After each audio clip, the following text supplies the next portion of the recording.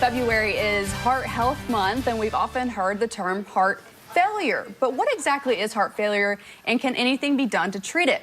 Dr. Sunkara with Baptist Health Heart Failure and Transplant Institute joins us to explain.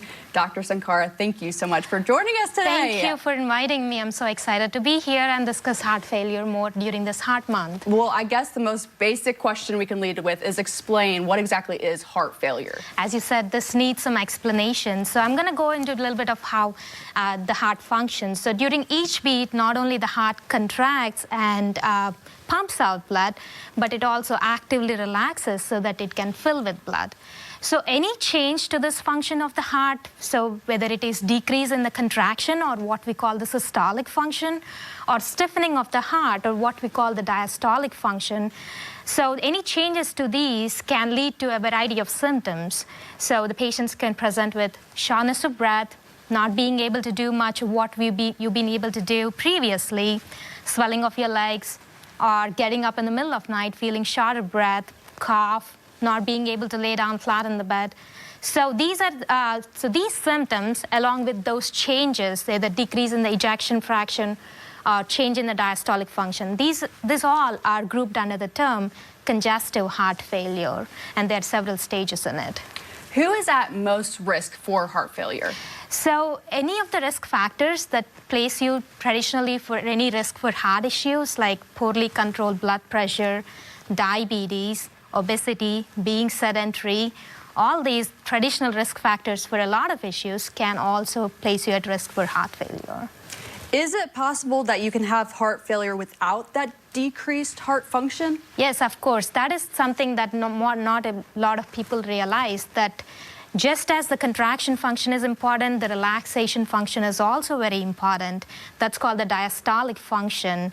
And changes in these, your echocardiogram may say, hey, your heart function is okay, it's contracted normally.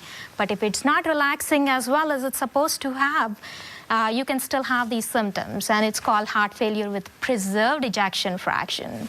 What treatments are out there for heart failure? So there are a number of treatments, especially a number of new medications and also some of the old medications.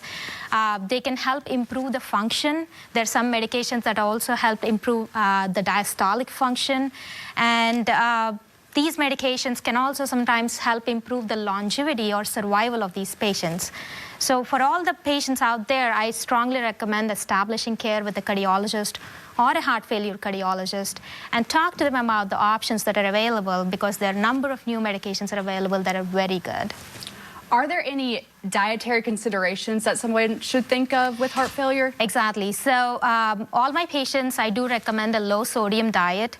So it's difficult to get into the numbers, but my rule of thumb is include a diet with a lot of fresh fruits and vegetables, whole foods, cut down on the processed meats, and foods that you know to be rich in salt, and try to prepare most of the foods at home without adding additional salt. You would still be able to stay in that sodium restriction.